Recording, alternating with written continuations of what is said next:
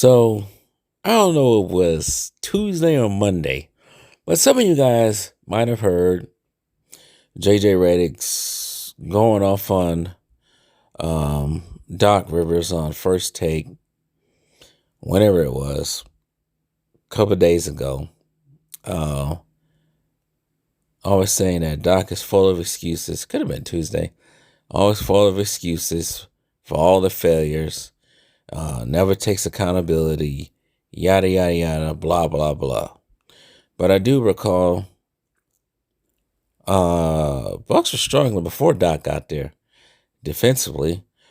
Somewhat they look like they improved defensively, but now the offense looks like it's just cattywampus, as they say. But yeah, JJ Redick had his little tism on First Take. And I think what I'm starting to notice with his tism, a lot of people are echoing that. Like I be on YouTube sometimes just surfing, looking for stuff to watch, mainly Sopranos clips. But I can see other YouTubers on there echoing what JJ Redick's been doing, saying about Doc Rivers. And there's a lot of hate boners out there for Doc Rivers. And taking accountability. How many teams has Doc coached in the last 3 years? A lot.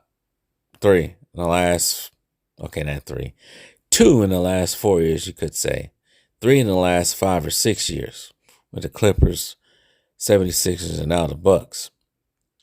I also heard that he didn't want to coach till after the All-Star break, which is even weird. I feel like this was planned anyway for Doc Rivers to be that coach. This could have been planned for the longest time. But JJ Redick going off on that. I do recall, because I'm back in what Austin Rivers said, that JJ Redick had some of his best years with the Clippers. And I can back that up for one.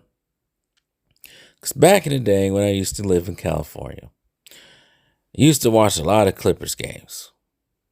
JJ Redick was a starter for some reason, but he was a starter on that team. And I have to say, I agree with Austin Rivers. He did have his best years on that team. He was lucky to have Chris Paul on that team, find him open for the 3-point shot or any shot he wanted. But I also do recall that sometimes they had to take him out due to his defensive lack of defensiveness. But here's the problem with JJ Redick I have. From his little podcast he has, that he has with all these players, we already know we get the feeling that he's very player friendly. Of course, he's played with some of these dudes. He's a former NBA player. He's only like 2 or 3 years removed from being in the NBA, playing in the NBA, right? So he's very player friendly. Seems like he has, like I said, he has some grudge towards Doc, whatever. But I don't see JJ out here. Of course, you never gonna expect him to do it. He's player friendly, but we need to call this for what it is. This ain't just Doc Rivers' fault. Doc can draw up all the plays, have all the schemes in the world, right? But if the players ain't committing to them, ain't executing them right, some of that goes on the players. And I'm going to keep bringing this up. Dame, in that game, the last game they played against Memphis, I saw turnovers late in the game, stupid ass turnovers, not hustling back, dumbass shots, etc., etc. That ain't on Doc Rivers. And Doc needed him to be, actually, I think Doc had him on the bench for some time. But Doc needed him towards the end because outside of Giannis, who else was going to score like that? And he wet the bed in that game. So some accountability has to be put on the shoulders of the star players. And like I said before, I have no qualms.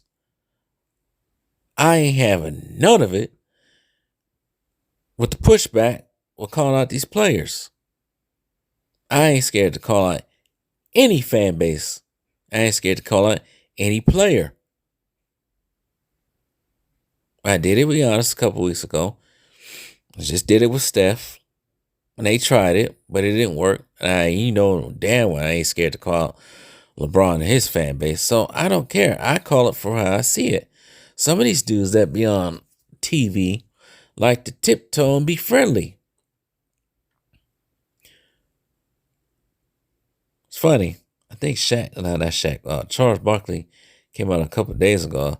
Kind of said he regretted calling out Michael Jordan for the bad ownership comment, but um, shoot, as bad as it may sound, him calling out his friend, Chuck did stand on business though. But anyways, yeah, I ain't scared to call these dudes. Dame needs to be called out.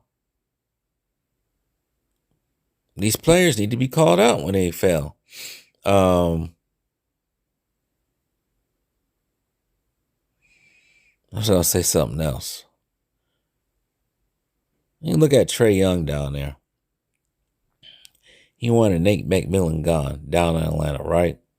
And now they got freaking, to me, he looked like old ass Peter Parker for some reason with glasses.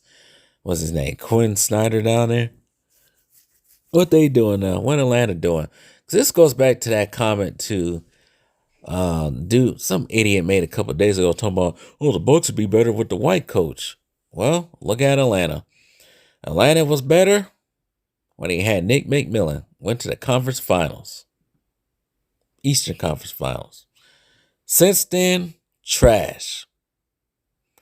But anyways, seems like there's a ire towards, and I'm not even the biggest person to even talk about race like that, because I think some of it is fabrication and some of it is built to conquer and divide. But anyways, but I think there is a slant when it comes to African American coaches in all the sports, because now Jock Vaughn is gone. Wes Unseld Jr. is gone. Adrian Griffin's gone, but did get replaced with a black coach. But now he's getting berated for the lack of effort on some players on his team. But Quinn Snyder, people like that, even Mike D'Antoni, they keep getting jobs. And Doc Rivers has proven to be a better coach than them two. But anyways, I know some people had some pushback to this video, but I don't give a flying, you know what. I don't care.